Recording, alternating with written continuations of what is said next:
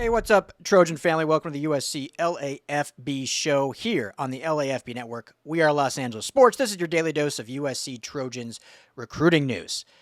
2027, we started talking about the class last episode. It's crazy. I'm still not over 2026. The 2025 season hasn't even started yet, but recruiting never ends. Coaches are always hot on the trail.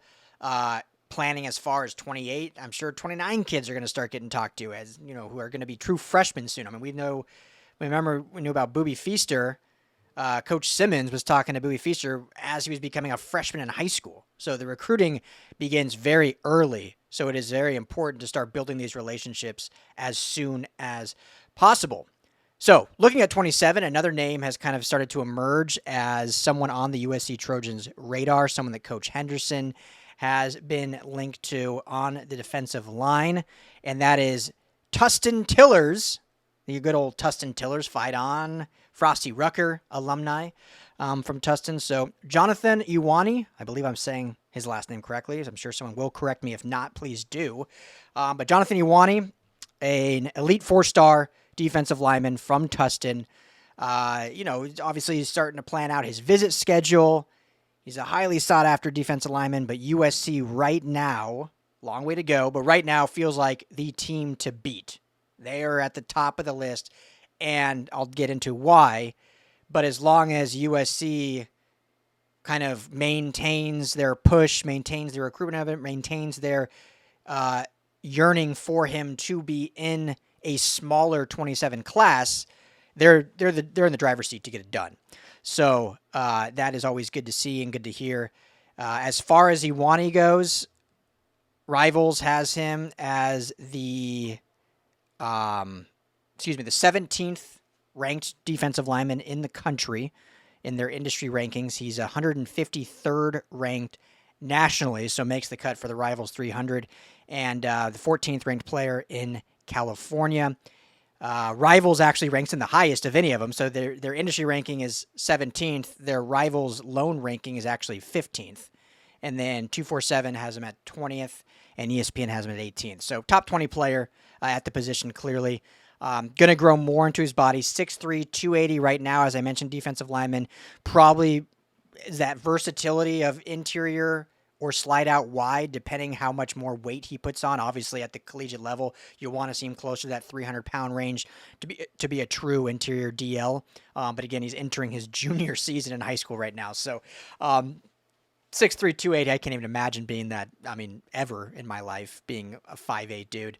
But certainly a junior in high school. So, but the kid has great traits. Tustin is going to be a solid program this year. They've got a lot of top-tier kids that are getting highly recruited by some of these top programs in the nation. So watch out for Tustin football. I'm planning on being at a lot more high school games this year. I'm really excited about that.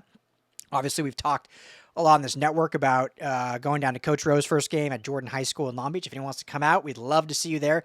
But I want to be kind of especially for the players linked to USC and that USC is recruiting. I'm going to be at a lot more high school games, trying to get more intel for you guys and just, provide better information as we continue growing this platform and hopefully competing with the likes of On3 and 24/7 in terms of recruiting information that you guys can get. So, but in terms of why USC is at the top right now, and again, this all can change very quickly, but Rivals has him right now in their recruiting prediction machine, 97.1% in favor of USC. UCLA across town is the next favorite at 1.5%.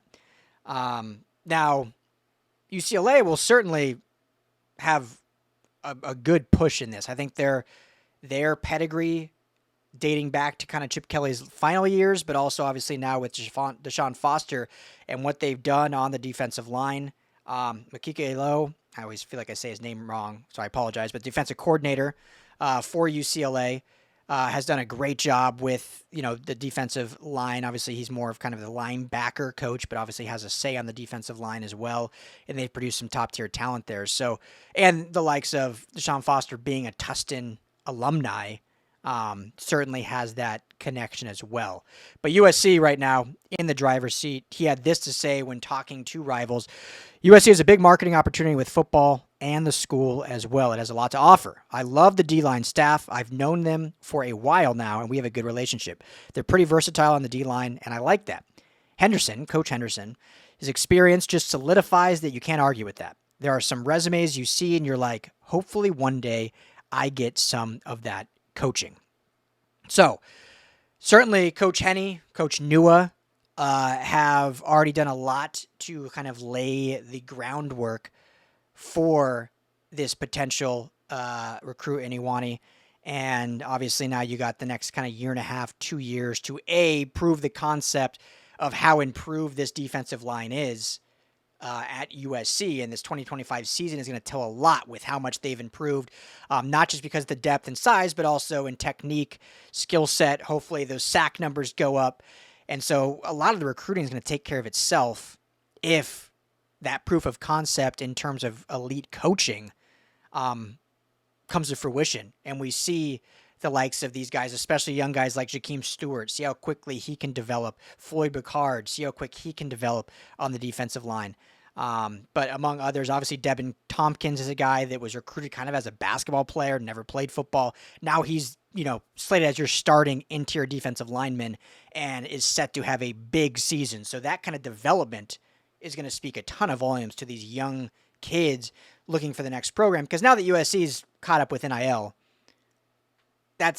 we're good. Like SC's good with NIL now. There's no more going to be losing guys based on NIL unless they decide to kind of pull the brakes back and like, okay, we don't want to spend that much. But if it's a guy they truly want, and as long as their coaching staff and development speaks for itself, they don't got to worry about NIL. So this is a big season to prove that out. And guys like Jonathan Ioane, and I did a video last week on George Toia, who's also a top defensive line prospect. I think he's number 2 in the entire class, who I don't think, based on conversation I've had, I don't think USC is recruiting him as hard right now. That can certainly change, but he's not one of maybe their premier guys on their list. And so we'll see where Ioane kind of falls into that. Because like I said, this 27 class is going to be much more in the 17 commitment range, not the 35 commitment range like this 26 class. So the coaching staff and the program is going to be much more picky who they go after. And likely it'll be 17 blue chip players just because, they can be more selective and more picky, or they have to be just to make the rosters work out. So Jonathan Ioane, one to watch for, set to have a big season at Tustin.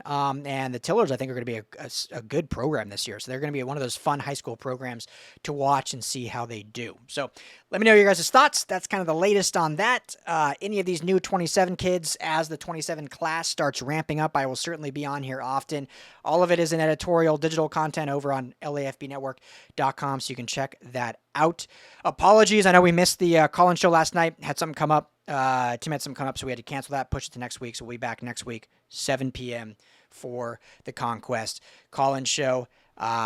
Any other brief updates? If you didn't see, I was on a call with Lincoln Riley today with the media. I'll just quickly run through the obvious ones. Don't need to do a whole other video for it. Jacoby Lame back as a full participant. He broke his foot in May, per Lincoln Riley. Not sure if it was off the field. I'm assuming off the field. That was, I think, during their off time. And not sure how severe it was, but he is back, full go, no limitations. So that is great news. Walter Matthews, been a lot of questions about him. Highly touted recruit, tight end recruit out of Georgia. Hasn't been able to see the field, hasn't been able to kind of beat out Walker Lyons and even Joey Olsen, who's been a little banged up. And there's been rumors, and we've seen at practice him kind of taking some reps with the O-line. Per Lincoln Riley, he is a tight end. He is staying tight end. That is more for some blocking technique, and they still like where he is progressing, and we could see him in certain packages. So those were kind of the two big updates there. One other one, they're going to do the weekly captains instead of kind of announcing captains for the entire season. Some people, I think, probably have a problem with that. I see no issue with it. It just kind of allows guys, as the season goes on, different kind of leaders step up. Guys become more vocal.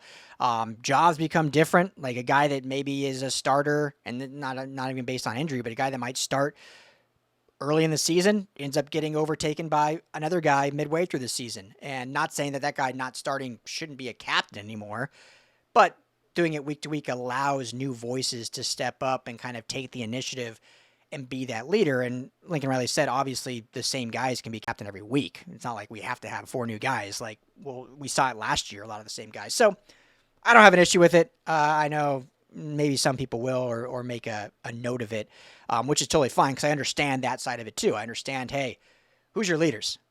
Like, who's the leader of the team? Cool. Those are your leaders. They should be the leaders the whole season. So I get that side, but, that is what it is. So I think those were kind of the really only main updates as the team kind of wraps up fall camp and prepares for Missouri State here in just less than 2 weeks. So I'm thrilled. Actual football is back. I'll be on later with the Madman. We're sifting through some topics. Probably focus a little bit on maybe just the roster overall, where we see the offensive line shaking out, the defensive back room shaking out with, obviously, as I've said many times, I believe 9 guys in that room are going to play on Saturdays. It's going to be a nice rotation of talented players. How we see kind of receivers, wide receiver 3, 4 shaking out. So I think we'll probably have that conversation maybe a little bit later tonight. That video should go up tomorrow. And obviously any more recruiting stuff I'll get out on the daily. And so that's it. So thank you as always, Trojan family, for hanging out with me. Make sure to hit that like and subscribe. Trying to get to 6,000 before the season starts. Would be a huge help if you get us there. We're, I believe, less than 100 away. So if we can get to 6,000 subs by the season, that'd be amazing. If you really want to help support LAFB, you can become a member on YouTube or just head over to LAFBnetwork.com. The links to below and become a community member over at LAFBnetwork.com. Part of your subscription is going to go to help youth sports initiatives here in Los Angeles. Plus, you get some merchandise discounts on our LAFB store. We've got some new merch launching here before the season starts for USC, but also across all of our LA sport portfolios. So some Dodgers gear, Lakers gear, stuff you can gear up for. I think they look cool. I think our designs are unique and fun, and hey, you help support us. Plus some content, perks, and then we've got some more brand partnerships launching here soon that will give you perks as well. Plus, you can just feel good about supporting a young startup in LAFB and all of our team here. So that'd be amazing if you want to help support that way. But most importantly, just appreciate you being here, tuning in, commenting whenever you like. That is always awesome to see, and I love engaging with all of you. So thank you all. Have a great rest of your day. We'll be back very soon. As always, fight on.